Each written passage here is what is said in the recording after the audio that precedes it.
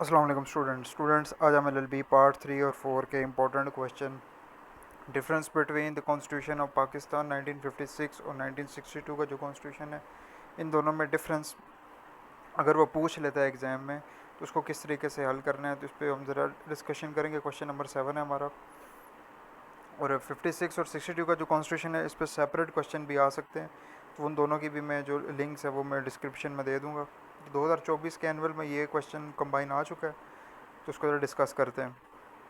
Question वो simply यूँ ही करेगा कि 1956 और 62 के कॉन्स्टिट्यूशन वो कैसे फंडामेंटली डिफर हैं फ्रॉम वन अनदर, इसको डिस्कस किया जाए। ठीक है, अब इसमें लिखना क्या गया है, इसमें इंट्रोडक्शन देना है और बैकग्राउंड दोनों कॉन्स्टिट्यूशंस के यहाँ पे मैंने प्रोवाइड किए हैं, वो लाजमी लिखने हैं, फिर डिफरेंस लिखना है, फिर कंक्लूजन लेके इसको ख़त्म करना है। अब इस 20 नंबर के क्वेश्चन में जस्ट इंट्रोडक्शन देके डिफरेंस देके इसको ख़त्म नहीं कर गया ना, बैकग्राउंड बहुत ज़रूरी है। और ये वही बैकग्राउंड है, अगर आपने 56 और 62 के जो कॉन्स्टिट्यूशन है जिन पर दोनों पे मैंने सेपरेट वीडियोस बनाई हुई हैं, उसको बैकग्राउंड पढ़ेंगे तो वही बैकग्राउंड मैंने इधर भी प्रोवाइड किया हुआ है।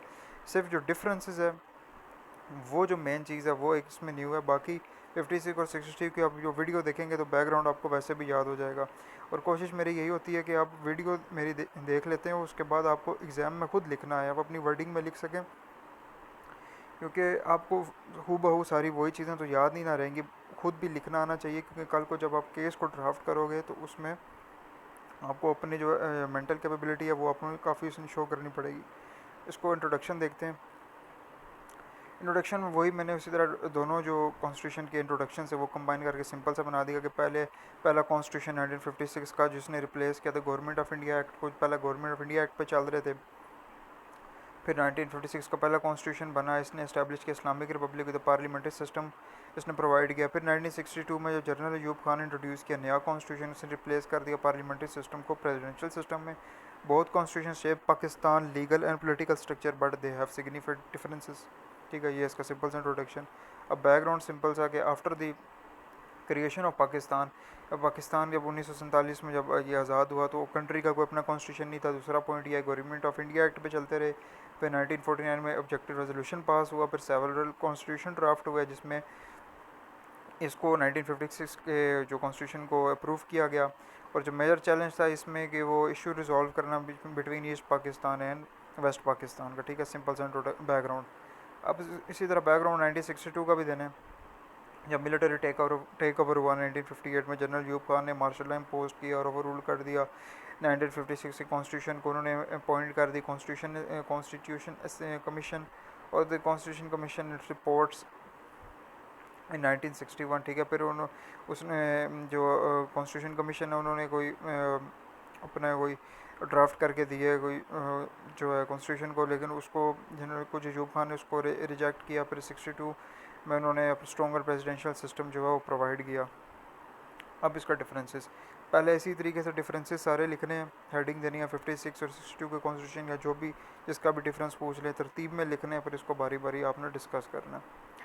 अब फॉर्म ऑफ गवर्नमेंट 56 के कॉन्स्टिट्यूशन में पार्लियामेंट्री फॉर्म ऑफ गवर्नमेंट थी और 62 के कॉन्स्टिट्यूशन में प्रेसिडेंशियल फॉर्म ऑफ गवर्नमेंट। इसी तरीके से आपने बीच में एक हेडिंग आपने 56 की और फिर बीच में लिखना वेयर एज, ये दूसरे में फिर 62 की हेडिंग लेके इस तरीके से आपने एक नीटनेस रख के पेपर में इस तरीके से सॉल्व करना है। ठीक है, फिर हेड ऑफ द स्टेट 1956 में प्रेसिडेंट जो थे वो हेड ऑफ द स्टेट और प्राइम मिनिस्टर के पास बाकी पावर्स थी, लेकिन 62 में सारी पावर्स जो थी वो प्रेसिडेंट के पास ही, प्राइम मिनिस्टर का कोई रोल मौजूद नहीं था।